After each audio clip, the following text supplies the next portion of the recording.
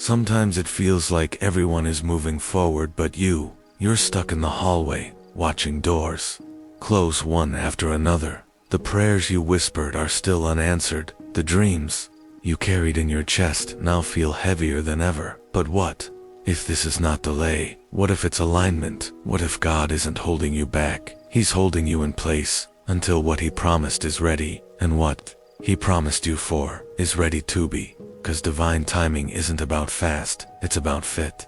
It's not about when you want it, it's about when you're meant to carry it. Delay is not denial, it's direction. It's heaven saying wait, right here. Because something bigger than your request is forming behind the veil, something that needs you to be ready, strong, rooted, humbled and healed before it can be handed to you. So every silent season has purpose, every closed door has protection written all over it, and every painful pause is God saying, I'm not late, I'm just exact. And when I move, I don't come to deliver part of the promise, I come to deliver the whole thing in full, in favor, and in perfect alignment too. May not understand the why, but trust the who, because the God who spoke galaxies into motion doesn't waste moments. In your life, every waiting room has a reason, and every delay holds a divine secret that one day will make you lift your hands and say, now, I see it now, I get it now. I know I wasn't forgotten. I was being positioned for something only heaven could build. So don't run ahead, don't panic in the pause, stand still in the stretch. Because this isn't delay, it's divine orchestration, and when it arrives, it will feel like everything finally makes sense.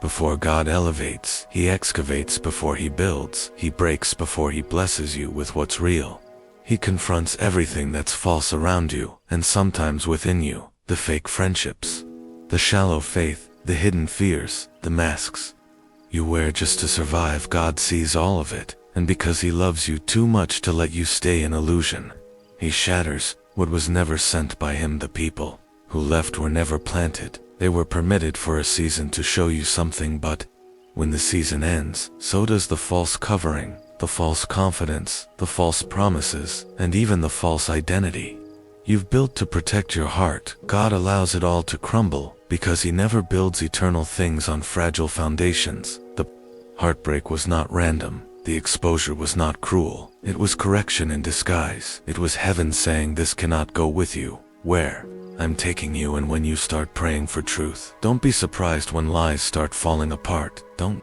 be shocked when what you thought was solid turns to dust, because God's glory cannot dwell in counterfeit comfortable.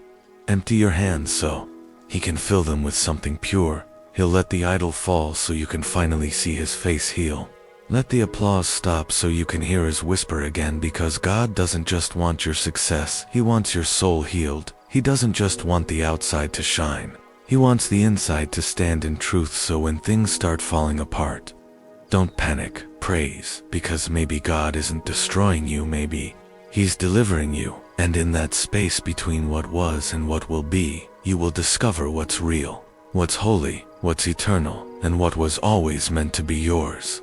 It hurts more when you believe the struggle means you've done something wrong, but what if the pain isn't God's rejection, it's His refining? What if the silence isn't absence, it's strategy? What if the valley isn't punishment, it's preparation? Because before God elevates, He strengthens. Before He opens the door, He equips your spirit to walk through it without breaking. What you call delay, He calls development, and what you call stuck, He calls rooted. Sometimes God strips away comfort not to crush you, but to craft you, not to break your faith, but to build your foundation deeper, so when the blessings come, you don't fumble them. When the breakthrough arrives, you're not surprised, you're ready. Your struggle is not wasted, it's sacred. Because in that struggle your character grows, your discernment sharpens, your intimacy with God deepens, and you finally realize the strength inside you didn't come from ease, it came from endurance. A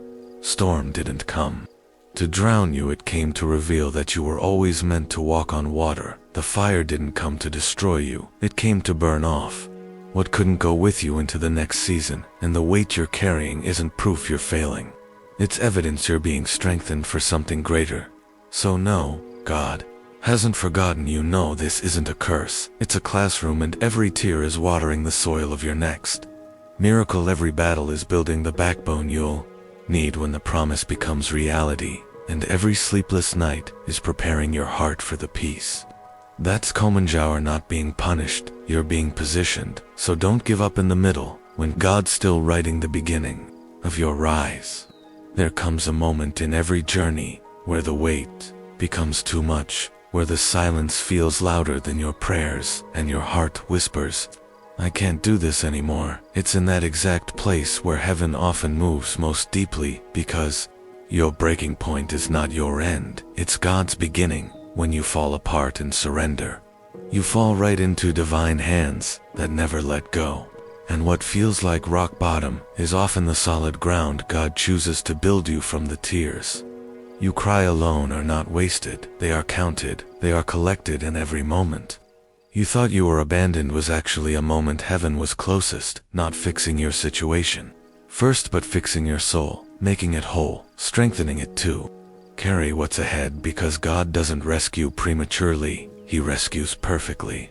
He waits until your strength ends, so His can begin until your plan dies, so His can rise until your pride breaks, so grace can flood and end. When you reach the place where you have no strength left, that's when you finally see whose strength was carrying you all along. You see that the breaking wasn't a curse. It was a cracking open of everything false, everything temporary, everything shallow, so God could pour something eternal into you, something unshakable, something that doesn't depend on circumstances. So if you're standing in the middle of heartbreak, in the middle of collapse, in the middle of not knowing what comes next, remember, this is often where God rewrites the story, not with your pen, but with His power. And what comes after the breaking isn't smaller, it's sacred, it's stronger. It's born from pain, but built for purpose. Don't despise the breaking, because heaven often saves its loudest miracles for the quietest moments of surrender. There are things we cling to so tightly because they feel safe, they feel familiar, they feel like home, even if they're hurting us, even if they're delaying us. And God, in His mercy, not His anger, starts to remove the very things we thought we needed, because He sees what we don't. He knows what's ahead, and He knows what can't go with us where we're going. So before the breakthrough comes, before the promotion, before the shift, He lovingly begins to peel our hands off the very things that were never built to last. It could be a relationship that gave us comfort, but cost us peace. It could be a habit that numbed our pain, but drowned our growth. It could be a version of ourselves we created just to survive. But God doesn't want you surviving anymore. He wants you healed. He wants you free. And for that to happen, He often removes first the thing you would have never surrendered on your own. And in that moment it feels like loss, but in heaven's eyes it's release. It's rescue. It's the beginning of alignment. Because what we fear to lose is often what controls us, and what we struggle to release is often what's already limiting us. And God, in His grace, will not let His children be enslaved by comfort disguised as safety. He will remove it, not to harm you, but to make space for the real, for the pure, for the divine. And though it hurts, you'll look back and see that what you cried over losing was the weight He removed, so you could rise, and what you thought you needed was actually what was holding back your becoming. So if something's being removed, trust the hands behind it, because God only takes away what was never truly yours, and what He gives in return is always better, always higher, always holy. It's easy to feel forgotten when nothing moves, when doors stay closed, when prayers feel unanswered. But what if this stillness isn't stagnation? What if it's sacred? What if you're not stuck? You're being rooted, and roots don't grow where the world can see. They grow in the dark, in the deep, in the hidden places where God is preparing you for a glory that won't fade with applause, but will endure with purpose. Because before God ever builds up, He always digs down. He anchors before He elevates. He roots before He reveals you. You're not being delayed, you're being developed. You're not being held back, you're being held together. Because the deeper the calling, the deeper the rooting, the higher the purpose, the stronger the foundation. And though it may feel like silence, it's really strategy, because God knows what's coming. He knows the winds that will blow, and He's making sure your soul doesn't snap under pressure, but stands firm under favors.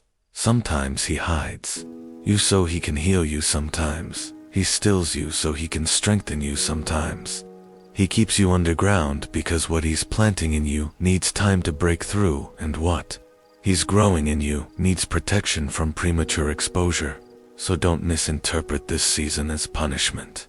It's positioning, it's grace, it's groundwork, and the longer the rooting, the greater the rising, because trees that bear the most fruit don't race to grow. They're patient, they're deep, they're steady. So when it feels like you're being overlooked, trust that heaven is looking inward, building something inside you that won't fall when blessings rise. And when it's time to emerge, you won't just appear, you'll arrive with roots that hold you in glory, that reflects not your name but his. We often pray for God to change the situation, to fix the problem, to open the door, but heaven's greatest move isn't always around you, it's within you, because when God shifts, he doesn't start with what you're standing in, he starts with what you're standing on. And when the storm doesn't calm, it's because he's calming you. And when the door doesn't open, it's because he's opening you, building patience, stretching faith, killing pride, birthing humility. And what you thought needed to move was only the pressure required to move you deeper into who he's called you to be. God isn't just shifting outcomes, he's shifting identity. He's stripping off what was false, what was fragile, what was formed by fear, and laying the foundation of someone unshakable, someone rooted, someone who won't fold under fire. Because real breakthrough isn't about the job, the relationship, the opportunity. It's about becoming the version of you that doesn't crumble when the blessing comes. The reason some seasons don't change quickly is because God's still changing you quietly in the background. In the silence, in the delay, in the tension, he's transforming your posture, your perspective, your peace. He's molding the way you think, the way you trust, the way you respond, because destiny is never just about location. It's about preparation, and when the shift finally happens, you'll look back and realize it wasn't the situation that changed, it was you, and because of that, nothing can steal what's next. Not fear, not doubt, not even delays. Don't just ask God to shift the season, ask him to shift you in it, because what he's doing in you is always more important than what he's doing around you. And when he finishes the work in you, no circumstance can undo it, no storm can reverse it, and no man can block it.